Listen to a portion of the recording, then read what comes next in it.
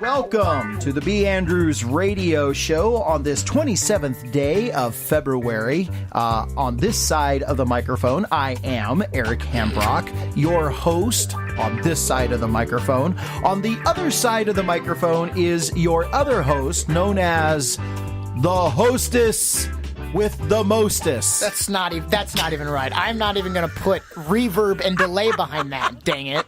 No. What is wrong with you? Everybody say hi to John. John's on the other side. Say hi, John. Hi. It's been a good day so far. What a lovely day it is outside. Totally awesome. I think it's almost 50 degrees in Hancock, Wisconsin. Would you almost say that everything is awesome? Well, no, not everything is awesome, but nonetheless, it is an awesome day outside. The ice is melting. If you haven't been in Hancock, well, around here, we're encased in about 3 or 4 inches of ice. Most people haven't been in Hancock. No, most people haven't. They've got things to do. The snow is melting. It's going away. But right now, what we're still dealing with is chipping away the ice that's right in front of your door and is giving you a hard time getting outside. So hopefully where you are, you throw a little salt on that baby, let it crack up a little bit, then go out and take a really hard shovel to it. It'll start coming up. I know. That's what I've been doing in the front of my place. So anyway, but what a wonderful day it is outside. And we want to welcome you to the B. Andrews Radio Show today. I'm going to talk about some interesting things, some things that have just been finished up. We have finished up the B. Andrews Radio Dinner Theater Show. That has come to an end in that season. And so now we kind of take a break from doing the local shows and they're not off until the fall now. So that's kind of on the back burner, getting that done, moving forward with maybe doing some other things. Right now, a young man across the way from me, he's got one thing on the brain, that's wedding bells. That's all that he can seem to hear. So, everything that he's doing is working towards that. So from now until May, John is kind of moving in that direction. All the thinking, all the pressure, all the joy, dude, you're smiling at me and I can hear the bluebird singing all the way over here. It's like love, spring. That was really impressive. Love, spring. It almost sounded like we had a bird here in the studio. Do that again. And so you got all those things going on. I am mightily impressed. I mean, after your attempts at Morgan Freeman impersonation, that was incredible. So a lot of things are life is changing here in the B. Andrews Radio land, and so looking forward to some things. There's probably going to be some changes in the radio show too coming up. So stay tuned, stay with us. Today is a very significant day in B. Andrews Radio because today is the beginning of season 2. Thank you. No applause. Just throw money. Anyway, that would be very helpful. Please. Yeah, because a lot of our what would you call it? Fees for doing this show are going to be coming due here since our first year is over, and so yeah, it would be helpful. We're doing this out of pocket kind of thing, and we don't charge for anything. You know what we got to do? We got to start selling something so that we can pay for the bills around here. That would be helpful. We'll have to keep that in the back of our minds. But one of the other things that has finished has been the Olympics. Yay. They have just come to an end. It was Sunday night. Here we are on Tuesday, but it was Sunday night that the Olympics came to the end. And can you tell me over there, young man, the team, the nation, not the team, because the team represents the nation. And so, except for one. We'll get to that in a second. The nation that come out number one for gold, for medals, total medal count in the Winter Olympics. No peeking at my paper. Sorry. Come on. heard someone say this. I haven't been keeping up with the Olympics, given the whole wedding bells thing. Let's say Finland. And you would be wrong. Sweden. And you would be wrong again. But you're close in geographical location. It would be Norway. Norway, 39 total medals. Now, that's not medals with team sports. That's not counting up each one on team, like the U.S. women's hockey team won gold. So you don't count each one of those medals. It just counts as one. Okay, because they won gold medal in that event, so it goes down as one.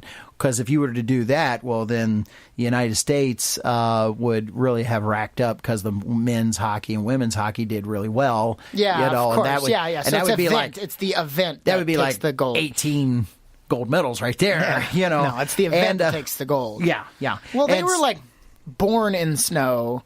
They live in snow. I bet even like toddlers know how to ski and stuff. Yeah. Well, look at the countries, number 1 through 5. The number 1 country with medal count was Norway with 39. Oh. Number 2, Germany, 31. Germany dominated the men's bobsled. That was pretty awesome. Canada with 29, and the United States, number 4, with 23 total medals. Hey. Yeah. Then, but did you catch everything about those countries? Number 5, Netherlands. Number 6, Sweden. Number 7, South Korea. I mean, they all have mountains. Number 8, Switzerland. Number 9, France. Does South Korea have mountains? Yes. Oh, yes. The Winter Olympics was just held in South Korea. Is that where it was? Oh, man. Yes. Dude, I'm getting married in May. Just leave alone. There you go. That is impressive. Okay. I am impressed with that. I have to say. I have been doing that for years. Anyway. Not on this show you have. Yeah, no. Austria was number 10. Japan, number 13. Not number 13, excuse me. Japan got a total of 13 medals. Japan was number 11. Italy, number 12. And here's the team. Russians did not go under the Russian flag this year. If anyone from Russia won, they went by Olympic athletes from Russia, and they used the Olympic flag. Huh. That was incredibly curious to me. But here's some countries that I wanted to pick out that I thought were absolutely fascinating because of their size and the size of the country and what they were able to accomplish. Belarus. Belarus isn't that small. Do you know anybody from Belarus? I don't live in Europe or Asia. Okay. Anyway, 2 gold medals from Belarus. Slovakia had a representative that won a gold medal. Finland is... However, the Finns are encased in ice like we are. And mountains, unlike we are. They have a gold medal. Check out these countries. These were the ones that really blew me away. Number 1, Australia does not have cold weather. In fact, the center of the island is a desert. Wow. Okay. And so they actually won 2 silvers and 1 bronze. They went over and practiced in... good for them. They went over and practiced in New Zealand. Slovenia. I'm not even... all of a sudden, my brain goes blank when I see this. Like, where is Slovenia? Well, given its name, it's probably Eastern Europe. Yeah. Okay. Anyway, and so New Zealand won 2 bronze. Latvia was there. They won a bronze medal. That's northeastern Europe. Okay. Kazakhstan. I guarantee you that there's probably a huge portion of our listening audience that was at, where is Kazakhstan? Okay. And Liechtenstein, of all places, that has got to be the tiniest of the countries, ended up winning, had a representative that won 1 bronze medal. What about Latveria? Latvia, but not Latveria. Oh, Latveria didn't win anything? They may have been there. This is only countries that won a medal, and they are not. What did I say? Countries that won a medal. Help me. What? I'm lost. Latveria is the country that has the, how should I say, has the honor of being ruled over by Doctor Doom. Oh, okay. All right.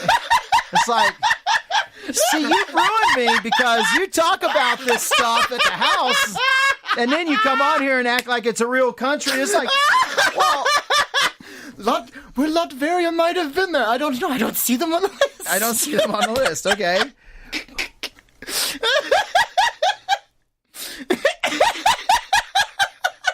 Your day is coming. I just want you to know that, man. Nice joke. Nice joke. All right. I couldn't keep a straight face. You got me going. But I was going to say, I do not know how many countries participated. It was a direction I was going to go. I do not know how many countries have participated. This list is only countries that won medals, so I don't know. And let me see. There are, I'll turn my paper over, 30 countries that won medals. Okay, 30 different countries. So I don't know how many total countries there were. I mean, wouldn't it be, that would be, ouch, dagger in the heart. We went and we come home with nothing. And it's still wet. But there is a probability that happened. And hey, here in Wisconsin, we actually had people that went. Matt and Becca Hamilton and let me see here if I can read my writing. Nina Roth, and his last name is Schuster. I didn't get his first name. Okay, Matt Hamilton, Becca Hamilton, brother-sister team. Ooh. And Nina Roth, they are from McFarland, Wisconsin. Yay! A suburb of Madison. Cool. And now Becca and Nina were on the women's team. I'm not giving up the sport yet. They were on the women's team, and the women's team in this event only came in 8th place. So, well, good job. You went. Hey, they beat other people. Represent, yes, out of 19, I believe. Oh, so they were yeah. 8th out of 19. Okay, but Matt Hamilton and Schuster, I wish I would have gotten his first name. I didn't write it down. They played for the men's team, and the men's team won gold. Woo-hee! In the fine sport of broomball. Close. Curling. I mean, they're actually there's mops and swifters in that game. Yeah. And that's what makes it work. Do you think he ever gets ribbed at home, be like, I've seen why don't you ever sweep the floor? I know you can do this. I know I've seen you on TV. And by the way, Matt's wife is Jen. They gave that on his page, on his U.S. Olympic page. And so Jen, I'm sure, for practice goes, here's a swifter. Go to it, buddy. Show me sweep the floor.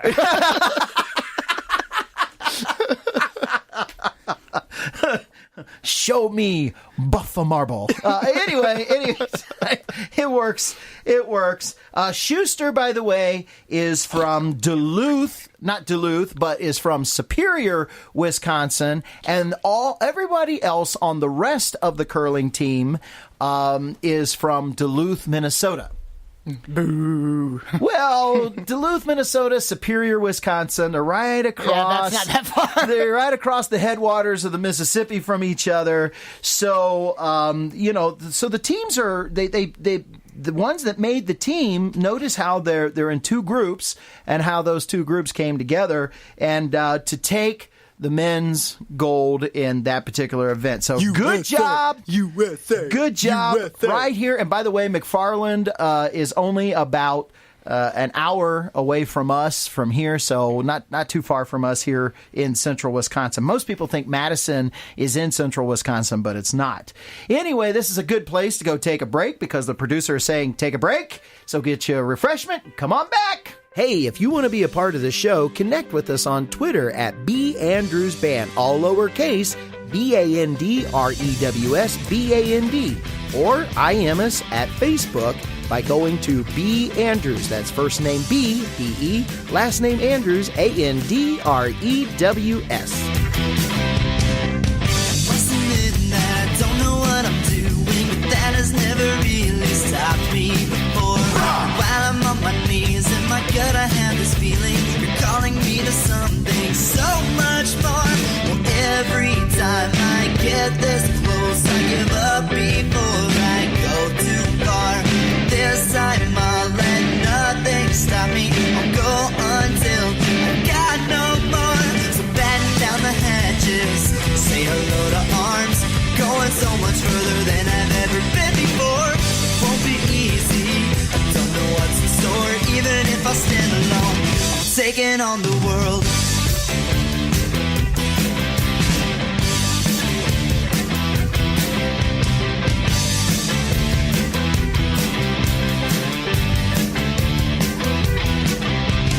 When it comes to this, Lord, I'm something of an expert. I've been on my knees 100 times before. But this time things are so much different. The man that I was, I ain't no more. Well, every time I get this close, I give up before I go too far. But this time I'll let nothing stop me. I'll go until I got no more. So batten down the hatches, say hello to arms, going so much further than I've ever been before. Won't be easy, I don't know what's in store. Even if I stand alone, I'm taking on the world. So batten down the hatches, say hello to arms, going so much further. Welcome back to the second part of the B. Andrews radio show, where Latveria is not a real country. What? Yes. It's and not? Doctor Who does not exist. Dr. Doom! Dr. Doom, sorry. You dig a hole. You dig I don't watch that sci-fi stuff. Doctor Who is not the dictator of Latveria. You're right. He's not. Well, I can see where you live. All right, so You dig a hole. are you happy yet? Open mouth. Remove left foot. Insert right. Okay. Oh, that's awesome. We got to get that bird out of here. Yeah.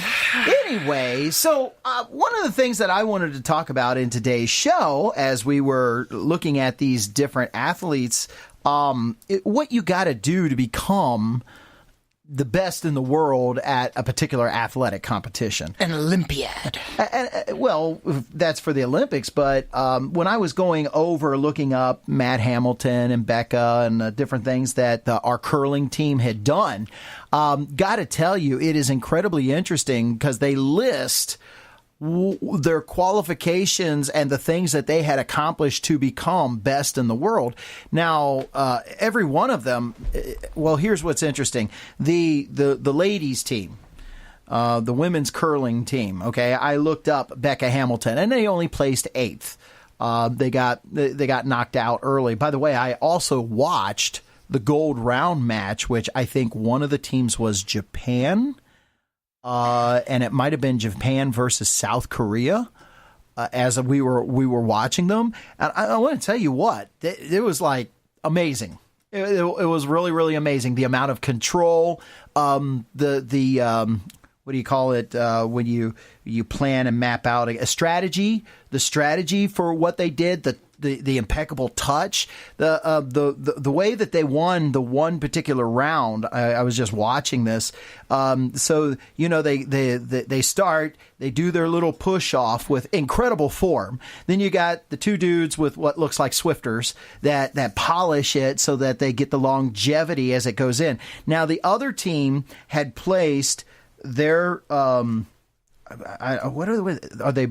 The person is called a bowler that does it. I don't know what they're called. And they use these marble things. I mean they're beautiful and they're polished, made out of marble, because they're using because they bounce off of each other, and it's like a bowling ball, if you will, in the way that it's made. Anyway, so it goes down this line, and she did it in such a way that there's one almost in the dead center, and there's one just to the right. Now take a bullseye circle, but we're only going to go 2 rings out. There's the dead center. It's solid red. Then about 2 feet from that is another ring, and about 4 feet outside of that is another ring. And you got it, that final ring, everything wants to be inside of that. And so the one ball, I'll just call it that for lack of a better word, is right in the center, and another one is just inside that first red ring to the right. She did it in such a way that she knocked it out of the ring, so they lost their points. It ricocheted, hit the other one, and took it out of the inner red ring. So it went out, so their points decreased. They still got points because they were inside the red one.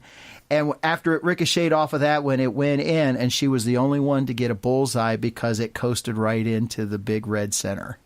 I was like, that was amazing. I couldn't do that. Yeah, Sorry. No, not me. I don't have that skill. And that smoothness with the way that the bowler does it and releases it, and the form and all that kind of stuff. It was pretty cool. It was pretty cool. But I wanted to talk about what it really means to be that athlete, the training, everything that gets involved in that. Some of you may know that I am a basketball official. I'm a basketball nut. I like everything about basketball except the NBA, because it's not about basketball anymore. It's about who can, they're tremendous athletes. Don't get me wrong.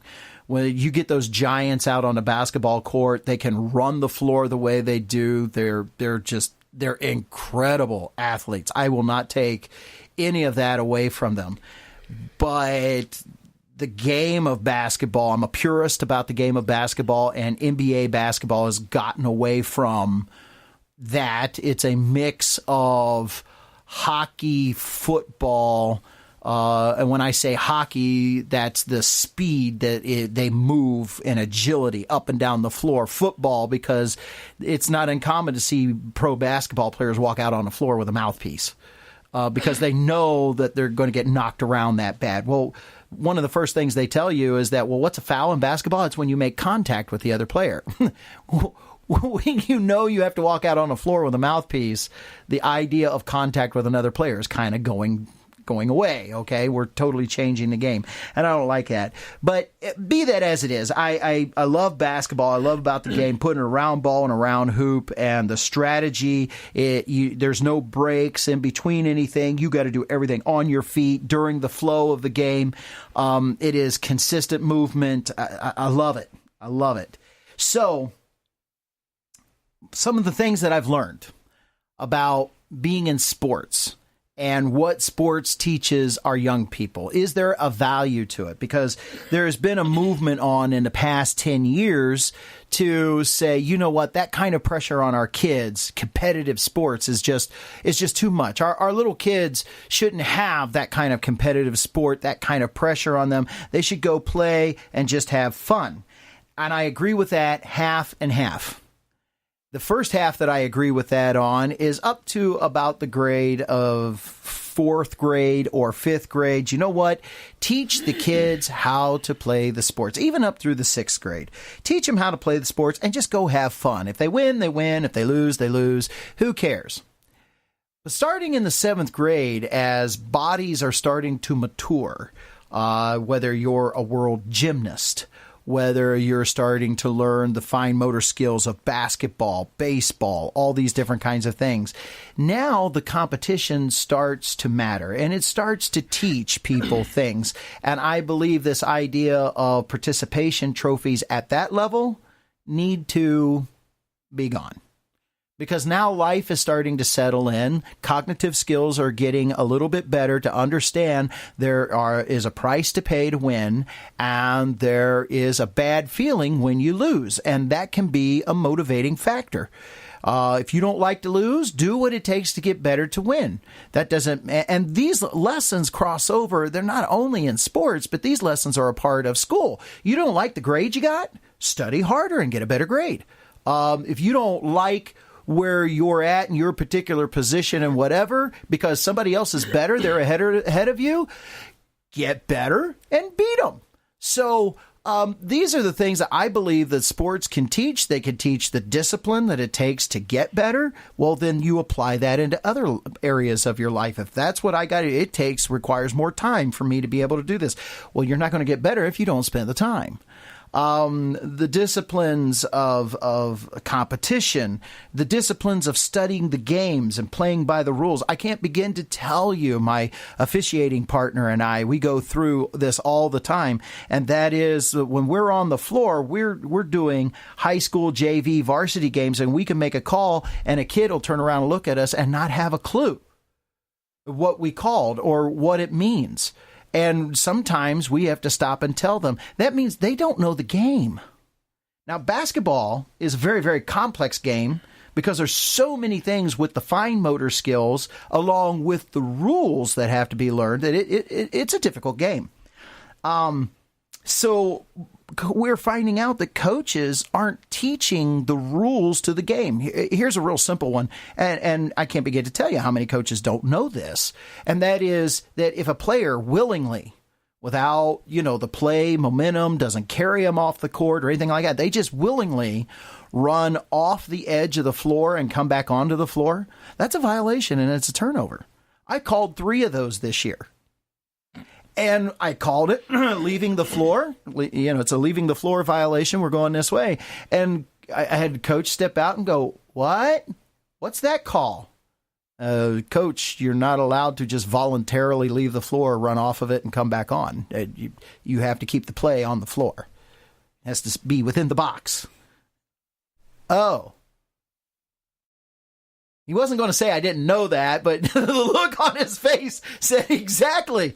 Oh, I didn't know that. So anyway, I picked up an article. It's written by Grace Chen. And she just very quickly, I just wanted to go over these 10 reasons why high school sports benefit students. Reason number 1, community representation. Pride. Little community pride. Totally. Okay? I play for the...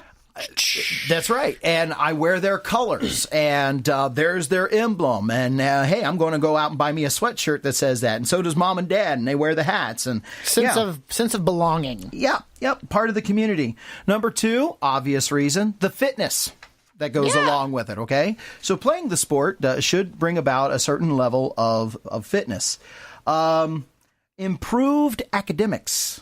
Really? Yes. A survey conducted by the Minnesota State High School League in 2007 reported that the National Federation of High Schools found that the average GPA of a high school athlete was 2.84, while a student who was not involved in athletics had an average GPA of 2.68. The survey also showed that the student athletes missed less school than their non-athlete counterparts. You know why? Well, it's a requirement to play on most teams. Don't show up, you don't play. Got to attend school. Okay, so that was pretty cool. Okay, then she said something about the importance of the 3 P's. Are you ready? Persistence, patience, and practice. Yeah. Okay. It makes you put those things into practice. Yeah, the P. Yeah. If you're going to do that, you got to put them into practice, and so that was pretty cool. Then the other thing that she had mentioned was the teamwork and cooperation with leadership skills to go along with that. So, in other words, if I'm going to be on a team, I got to cooperate so that the team wheel moves. That may mean that I'm in the lead, or that may mean that I need to do something else. But that, if I'm not in the lead, then I got to do my part, because everybody's part makes this thing work. Go back to curling. You got the bowler that has to shoot it straight and smooth. But if those two guys do not polish that floor to get that ball where it's supposed to go, it's not going to work. Well, and basketball is a prime example of that, because how many of us have ever played on a basketball team where you have the one guy, the two guys that always want to shoot, and nobody else touches the basketball, and they won't do anything else, Yeah. and it makes it really hard to play. We're going to take a break here, and going to come back and talk a little bit about football as a team sport, and then good news. So get your drink and come on back. It's got a great groove going on. Yeah.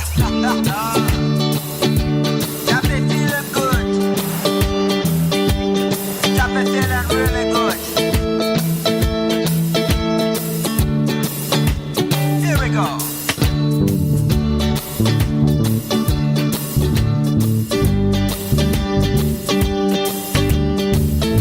I'm just sitting here and enjoying the shade.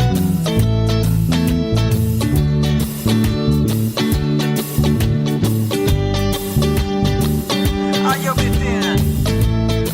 I've been feeling good. Sitting here, thinking about all of the good things and the things that are fresh and new. Oh yeah.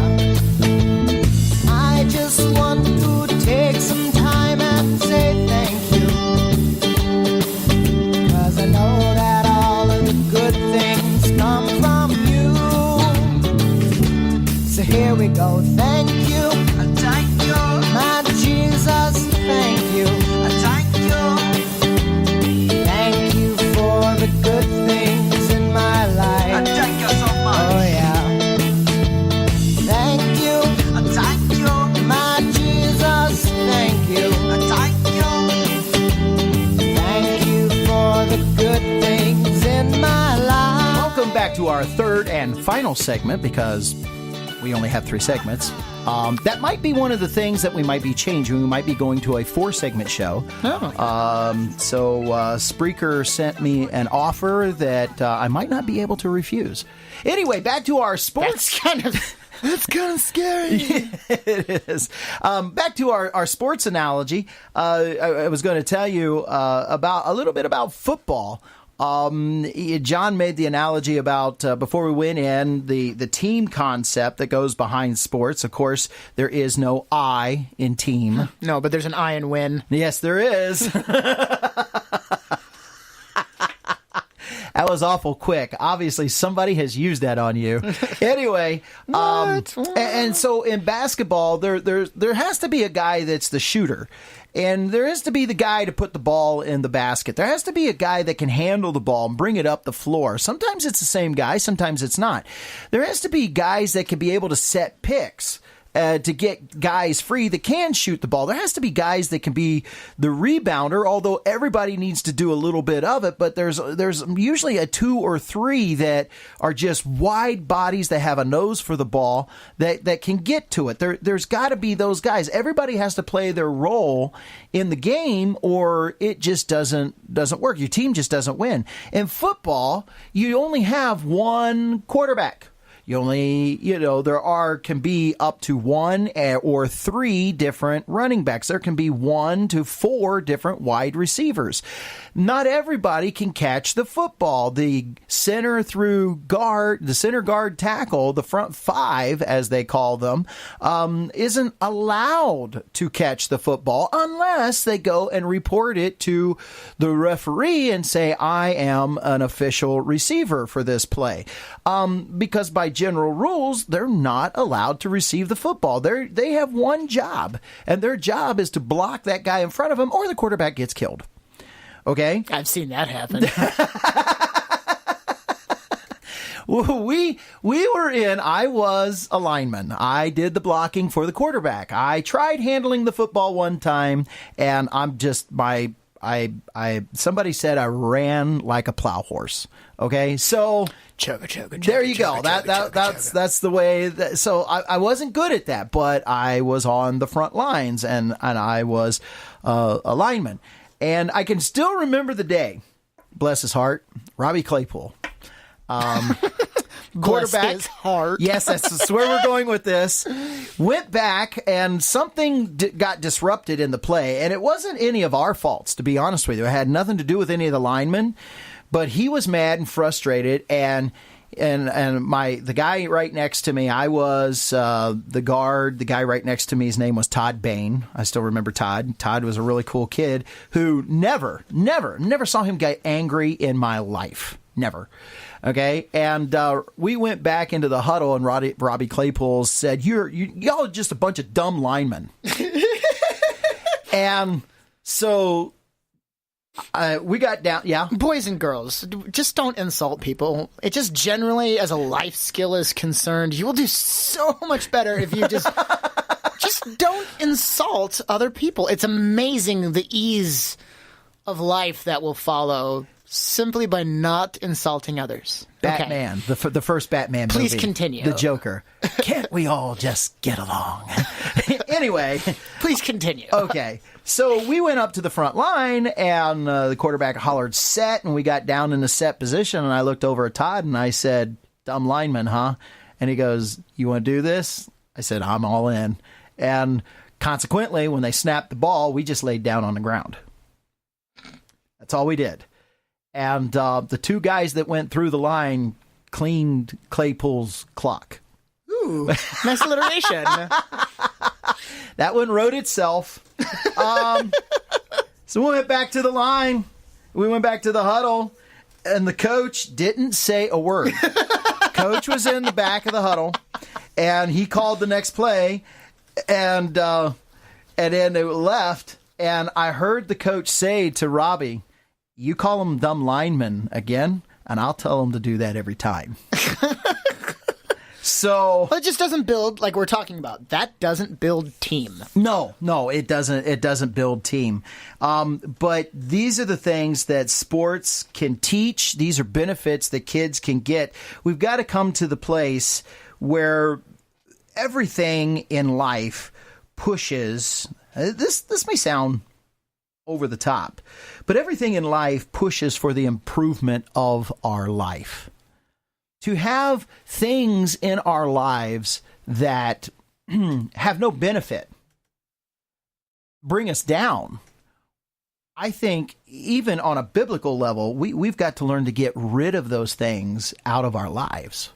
And I think God would want us to.